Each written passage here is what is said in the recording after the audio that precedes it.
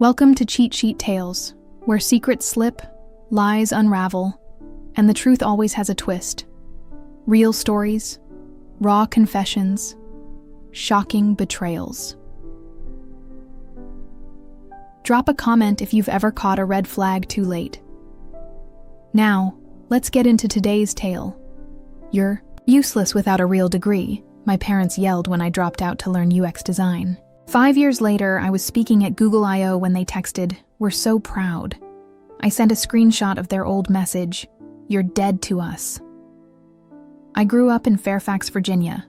My parents, Garrett and Celine, are the kind of people who believe in plans, structure, and appearances. The classic get your degree, get a job, get married checklist. Deviating from that wasn't just frowned upon, it was unacceptable. I was the firstborn, the one who was going places. I never failed a class. I took AP everything. I even got into George Mason University on a partial scholarship. My major? Business? Administration? Not because I wanted to, but because it sounded respectable and aligned with their vision of success. For the first year, I played along. I studied, I passed, I smiled.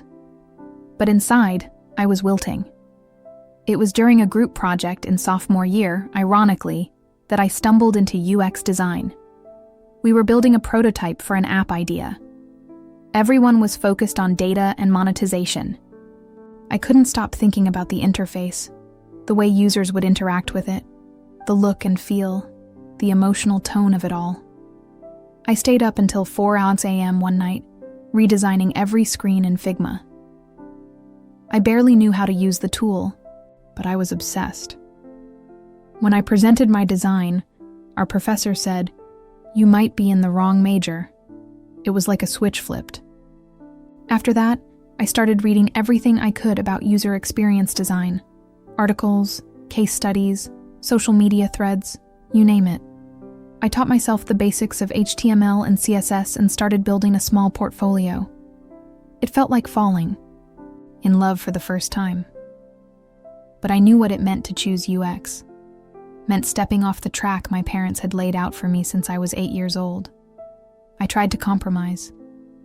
I told them I was thinking of switching majors, that I wanted to study design formally, that it was a growing field with real careers. Garrett looked at me like I'd said I was joining the circus. "You're not going to throw your life away for some art project," he said. We didn't raise a quitter. Celine was even colder. She asked, "Do you know how hard we worked to get you here, and you want to design apps?" I tried to explain that UX wasn't just drawing screens, that it involved research, psychology, human behavior, problem solving. They didn't care. All they heard was not business. Eventually, I dropped out. I didn't do it lightly. I was scared. I knew it meant losing their financial support, maybe even their relationship, but staying felt like slowly erasing myself. I packed my things and moved into my friend Maya's tiny apartment in Silver Spring. It was a 1-bedroom, but she let me sleep on the couch. I picked up a waitressing job and did freelance work whenever I could, editing blogs, building small websites, anything to stay afloat. When I told my parents, they didn't yell. They just sent a text. "You're dead to us." I stared at those words for a long time. It didn't even feel real. I was still the same daughter, just finally choosing something that made me feel alive. I never responded. I just saved the message. The next few years were brutal. Learning UX on your own isn't just about tools or principles. It's about navigating a world that doesn't always believe in you, especially when you don't have a degree, especially when your family cuts you off. I worked long hours, barely slept, and still struggled to make rent. There were times I thought maybe they were right, maybe I had thrown it all away, but I kept going. I found online communities of other self-taught designers. I shared my work, asked for feedback, and rebuilt my portfolio from scratch. Slowly, I started getting better gigs. A small startup in Brooklyn hired me for a contract. I made $200 a month and cried the first time I got paid for doing what I loved. In 2020, everything changed. The pandemic turned the tech world inside out. Remote work exploded. Suddenly, no one cared where your degree came from. They cared if you could do the work. And I could. I started freelancing for 2 more companies. My rates went up. My confidence grew. I was able to move into my own studio in Alexandria, Virginia, tiny but mine. Then came the real break. Aurora Scale reached out. They were building a UX team from scratch and wanted someone with fintech experience. I interviewed with them for 6 weeks. When they offered me the job, I sat in silence for a full minute, blinking at the screen. 6 figures, full benefits, remote, optional. I didn't tell my parents, not because I was angry, but because by then I'd stopped needing their approval to feel proud of myself. When Google I/O invited me to speak about our work at Aurora Scale, I thought they had the wrong person. Me, the dropout, the girl sleeping on Maya's couch. But it was real. They flew me out to Mountain View. I stayed in a nice hotel, had a green room, a mic, and a bottle of water with my name on it. An hour before my talk, I got a text. "We're so proud of you. Saw your name on the I/O site. Can we talk?" I stared at it for a long time. I hadn't heard from them in 5 years. No apologies, no explanation, just pride. Now that I have made it, I found the old message, the one that said, "You're dead to us." Took a screenshot, sent it back, didn't say a word. Then I turned off my phone and walked onto that stage. I spoke about user empathy, about designing systems that treat people like people, not users. About making digital spaces feel welcoming, intuitive, inclusive. I didn't mention the people who made me feel disposable. After the talk, I was flooded with messages from attendees, former colleagues, even strangers online. One PM told me, "Your story gave me the push to finally switch careers." Another said, "You reminded me why I love design." That night, sitting alone in a restaurant in Mountain View, I realized something. I wasn't angry anymore. I wasn't trying to prove anything. I just wanted peace. But I still don't know what to do with that message. The one from my parents. Do I respond? Do I let them back in? Part of me wants to ask, where were you when I needed you? But another part wonders, if holding on to that silence is just another form of pain. I don't know. What would you do? I didn't reply to their message. Not right away. Not the next day. Not even next week. I kept thinking about what it would even look like to open that door again. It wasn't just about forgiving words or a temporary truce. It was about trust, about memory, about how it felt to be cut off so completely without even a conversation, just because I took a different road for a while. After the conference, I tried not to think about them. I threw myself into work. My team at Aurora Scale was growing, and I had new designers to mentor. I loved it, not just the projects, but the process, the team dynamics, the problem solving, the late-night wireframe sessions, the client calls, that turned into full-blown UX therapy. It gave me a sense of purpose I never had before. Still, every time my phone lit up with a number I didn't recognize, a little part of me braced. It wasn't just my parents I hadn't heard from. It was the whole family. My aunts, uncles, cousins. My younger sister Iris was the only one who hadn't chosen, aside, but she'd kept her distance. I never blamed her. She was only 16 back when everything went down, still stuck in that house, still under their thumb. Then, just after New Year's this year, Iris texted me. "Hey, I'm in DC visiting a friend. Do you want to get coffee?" I stared at that message longer than I care to admit. It was simple. No drama. No mention of mom and dad. Just coffee. We met at a small cafe in DuPont Circle. She looked so different, older, obviously, but also calmer. I guess we both did. We hugged, awkward at first, then longer than either of us expected. She was in her second year of med school now, apparently. She'd gotten out as soon as she turned 18 and applied out of state. She was doing well, tired, stressed, but happy.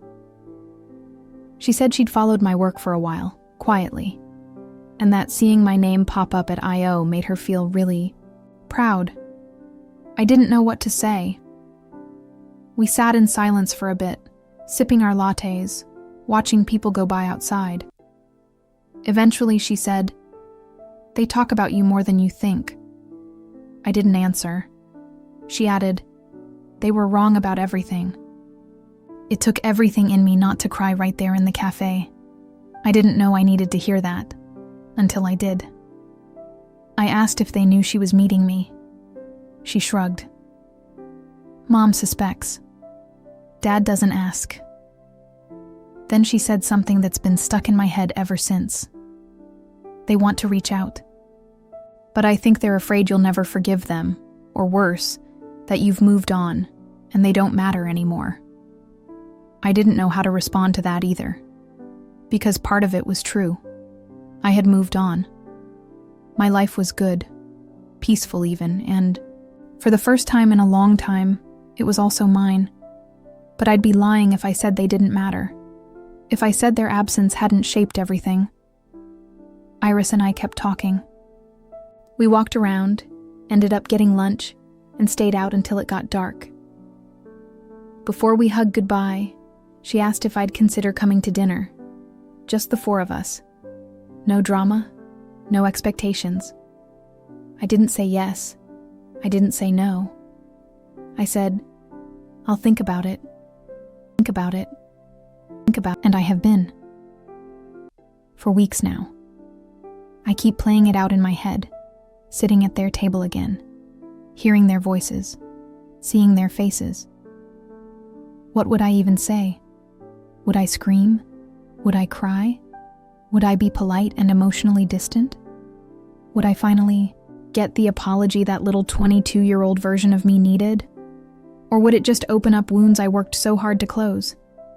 Some nights I lie awake and imagine a version of my life where they never sent that message. Where we argued, sure. But they still loved me. Still checked in. Still believed in me even when they didn't understand me. But that's not the life I had. That's not the story I lived. The truth is, they made their choice. And now, I have to make mine.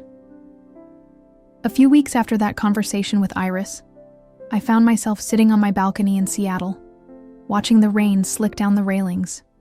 It was a Sunday evening, the kind that makes you contemplative without asking permission. I'd been dodging the dinner invitation since January. Every time Iris nudged me, I told her I was traveling, or overloaded, or just not ready. But something about that night, the quiet, the weather, the stillness of it, broke through my armor. I texted her, "Okay, one dinner, but not at their house." Within the hour, she sent me a reservation at a restaurant in Arlington upscale, neutral, public. I think we both knew we needed neutral ground. If things went south, I could walk out, without the weight of old memories pressing against the walls. Flew in that Friday, stayed at a hotel in D.C., alone. The day of the dinner, I worked from my room, made a couple of video calls, then spent an hour getting ready. Not overdressed, not casual, clean lines, polished, like the kind of woman who knows exactly who she is. When I got to the restaurant, Iris was already there. She smiled when she saw me, a little nervously. I appreciated that she didn't try to overdo it. Just a hug and a "thank you for coming." And then they walked in. Garrett and Celine, my parents. I hadn't seen them in 5 years. My mother looked the same, except thinner. Maybe more tired. My father's hair had gone nearly all gray. He was still tall, still had that tight jaw, presence that used to make my stomach clench as a kid. They paused when they saw me. I could see it all flicker across their faces, surprise, discomfort, maybe even fear. I didn't move, just gave them a nod. We sat, ordered drinks. Iris did most of the talking at first. Stories from med school, neutral topics. I listened, letting the space settle. Finally, my mother leaned forward and said quietly, "Lila, you look wonderful." I raised an eyebrow. "Thank you." Another pause. My father cleared his throat. "I read your interview in Wired about design ethics in fintech. Impressive work." I smiled, thin and tight. "Appreciate that." It was awkward, yes, but it wasn't hostile. They were trying, or at least performing the motions of trying. Eventually, my mom said, "We owe you an apology." I let that hang for a moment. I wanted to hear it.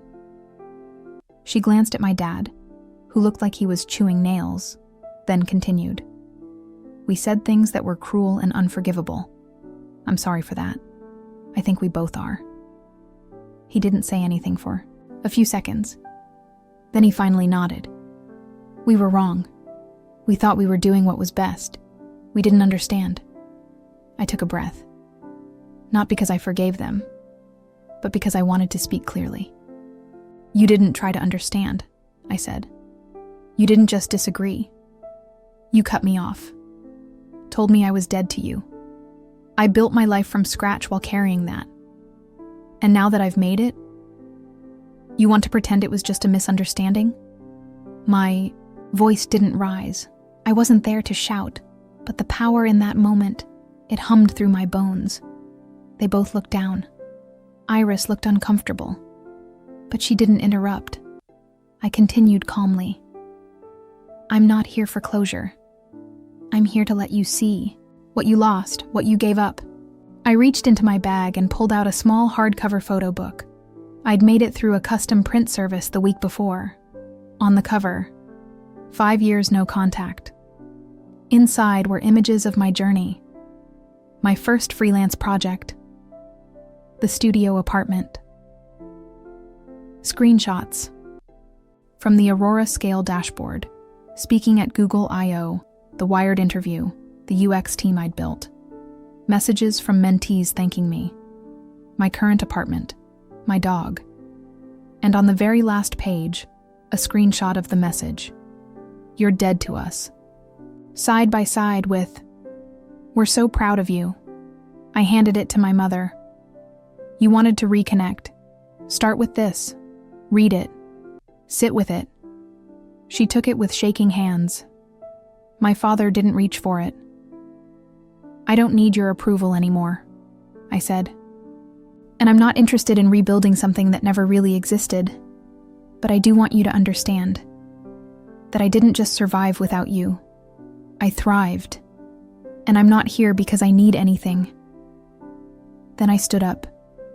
Iris looked at me, half smiling, eyes wide, like she was proud and stunned all at once.